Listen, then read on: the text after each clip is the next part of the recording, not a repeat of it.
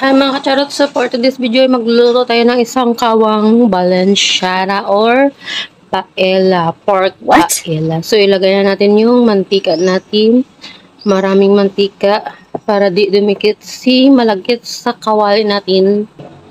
Painitin lang natin si mantika muna. So mainitin yung mantika natin, ilagay natin si bawang at si sibuyas. Haluin na natin silang dalawa para sabay na sila. Para isahang gisa lang mga kacharot.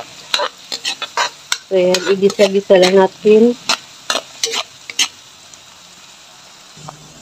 So yan, para luto na yung sibuyas natin at saka bawang, ilagay na natin yung pork atay at saka pork meat. So yan, bago natin hiniwa pala yung ating pork meat at saka yung ating pork liver ay nilaga muna natin yan siya mga kacharot. Nilaga natin para lumambot at madaling ma-slice. At nilagyan natin ng asin sa pagkalaga niya mga kacharot. Nilagyan natin ng asin para masarap siya, para lumasa siya. Kapag nagluto tayo, huwag tayong magluto na isa-isa yung ingredients natin. Lalo na yung meat na pork at saka yung liver. Kasi luto na naman yan sila sa pagkalaga mga kacharot. So, sayang yung gasol natin. Sapat lang. Yan. So, hintayin natin na mag-brown yan sila. Matusta na. Yung sunog na sarap lang. So, parang golden brown lang mga kacharot. Huwag naman yung sunog kasi di naman niya makakain kapag sunog. Now you know. Ayan mga kacharot, bago matusta itong ating pork atay at saka pork meat, lalagyan pala natin ng papalasa muna mga kacharot ng brown pepper or paminta. Tapos wala tayong nor pork, so ito yung ating gagamitin, yung magic sarap. May asin na yan mga kacharot kasi sa paglaga natin ng karne natin saka yung pork liver may asin na yan. So huwag na tayo mag-add ng asin muna. Mamaya na kapag nalagay na natin yung ating malagkit. So ito sugar, kunting sugar lang. Ayan, halo-haloin. So hintayin na natin itong matusta mga kacharot. May nakalimutan pala ako mga kacharot. Makalimutan niya kasi yung lola niyo. So ito yung tuyo pa. Another pampalasa. Ang kapakasarap ng ating balansyara. Pork balansyara or pork paella. Yung nag-order kasi nito mga kacharot is sinadjust na talaga na pork yung gagamitin. Pasensya na talaga mga kacharot, makakalimutan na talaga yung lola nyo, nakalimutan niyang nagbablog pala siya. So yan, nakalimutan niyang i-video yung mga ingredients na nailagay niya. So yan, nailagay na pala niya yung bell pepper, raisins, green peas, at saka yung hotdog mga kacharot.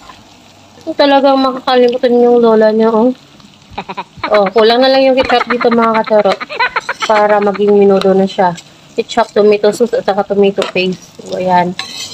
Minudo na yung labas nito. What? Ng ating balansyara. So, ayan. Luto na to mga kacharot. So, tatanggalin na muna natin ito sa kawali para mailagay na natin yung malagkit natin dito. Talagang pag nagluto ako ng balansyara mga kacharot, di ko nakakalimutan na. Hindi pa ako lianin noon. Hindi pa ako lianin noon mga kacharot. Tinatanggal ko itong mga ingredients na to bago ilagay yung malagkit na sinaing ko. Sinaing ko lang naman ng medium, hindi siya lutong-luto talaga. So ayan, tatanggalin na natin ito. So bago natin tatanggalin itong mga ingredients na ito, papatayin muna natin yung apoy. So, dito natin siya ilalagay. Sasalain natin yan. Sasalain natin yung ingredient natin na ginisa.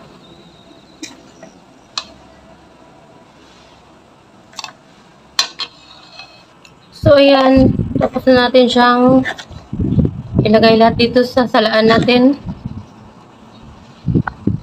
So, dyan lang muna siya.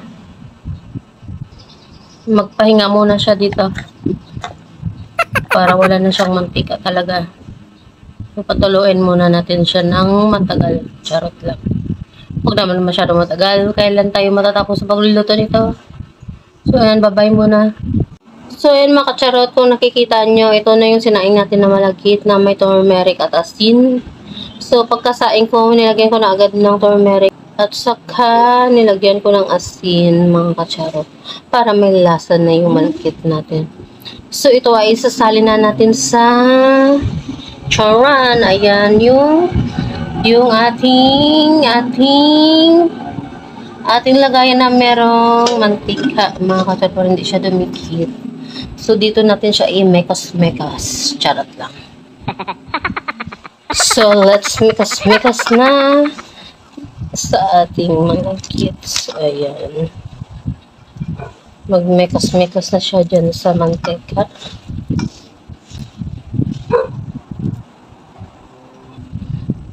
Hindi ako nakapag-try na magluto ng paella or bansya na mga kacharot na ilaw pa yung bigas na yung ginagawa na iba na binababad nila sa turmeric. Hindi ko pa na-try yun mga kacharot. Susunod, ito-try ko yun mga kacharot.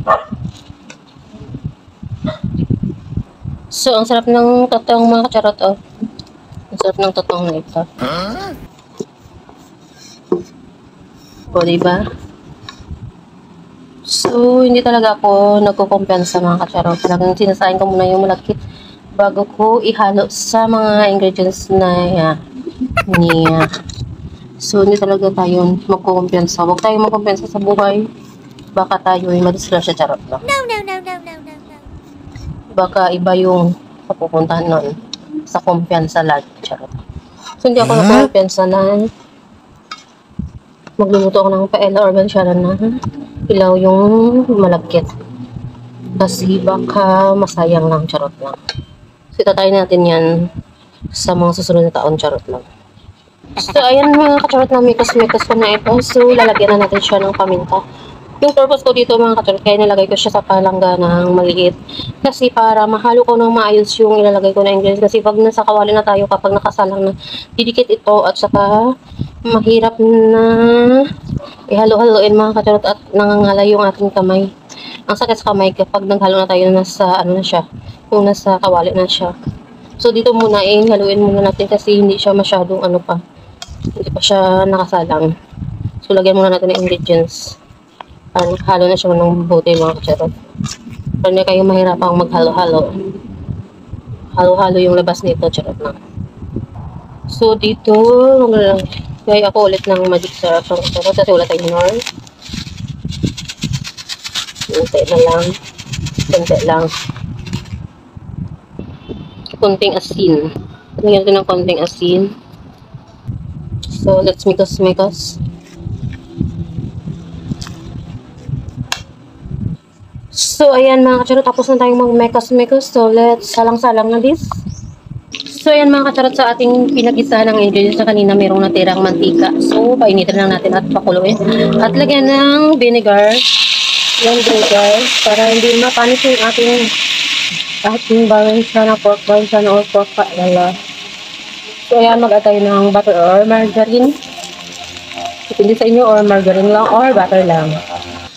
So, ayan, i-mekas-mekas na natin para matunaw yung ating butter at saka margarine. Pag social kayo, butter ilagay nyo. Kapag mahirap kayo, margarine lang ilagay nyo. Or mantika lang. So, mas malasa pag may margarine or butter mga kacharot. So, natunan na yung ating butter sa margarine. So, ilagay na natin yung ating mekas-mekas na malagkit. So, ayan, i-mekas-mekas natin ulit siya mga kacharot.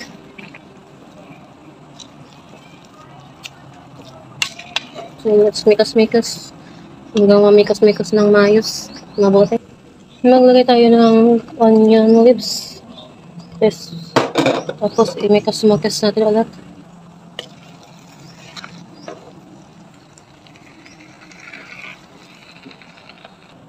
So, ayun mga kacharot, kitang-kita yun naman, hindi dumidikit, diba? Ayan, oh. Hindi siya dumidikit. Kasi masarap siya at maganda siya kapag maraming mantika at saka margarine or butter. Kaya hindi siya dumidikit, parang hindi dumikit. So, ilagay na natin yung sahog niya mga kacharot para matapos na itong ating usapan na ito. Gabi na kasi. Gabi na. Gabi na sa labas. Charot lang. Mag-aalas 3 pa lang mga charot. So, ayan, mikos-mukos natin ulit. Ang daming kwento ang lola niya. Ganyan talaga ang mga lola. Maraming kwento talaga. Diba? May natutunan kayo sa kwento ng lola niya. Charot lang. Talagang may natutunan kayo dito sa kwento ng lola niya. Kung paano magluto ng pork paella or balinsyara. So, ayan. Mikos-mikos natin ng mabuti. Ayan mga kacharot. Ganito lang kasimple yung niluto ng lola niya. Pero ang sakit ng kamay sa kamekos-mekos. O, diba? Ganyan talaga ang buhay. Kailangan maghirap tayo para makamit natin ang mga gusto natin makamitan sa buhay. O, diba? Humuhugot ang lola niya. So, ayan. Ganito rin kasimple yung niluto ng lola niya. Pero yung hugasan nito is tambak talaga. Tambak na naman yung hugasan ng lola niyo. Ang sakit na naman ang kamay ng lola niyo. So, ayan mga kacharot. Tapos na yung lola niya sa pagmikas-mikas ng balensyana niya. Sa pagmikas-mikas ng pork balensyana. So, ayan. Masarap na ba mga kacharot? Masarap na ba tingnan yung minimikas-mikas ng lola niyo?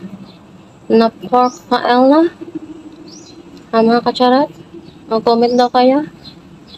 Ha? So, ayan mga kacharot, oh. Ang sarap talaga ng niluto ng lola niya. Ako lang talaga ba ang nasarapan? Ako lang bang nasarapan nito? Ako lang nasarapan nito kasi ako lang nakakatikim. So, ayan mga kacharot. Bye-bye. I'll be back later. Ayan yung niluto ng lola niya. Isang kawa ng pork paella. So, ayan. Yan yung minikas-mikas ng lola niya. Ito yun mga kacharot. Hindi kayo naniwala na ganito yung kalalabasan ng minikas-mikas ng lola niya. So, yan mga kacharot. Bye-bye na. Kasi magpapahinga na yung lola niyo sa pagluluto. Ang sakit na ng kamay sa pagmimikas-mikas. So, thank you for watching my video sa pagmimikas-mikas ka. Thank you.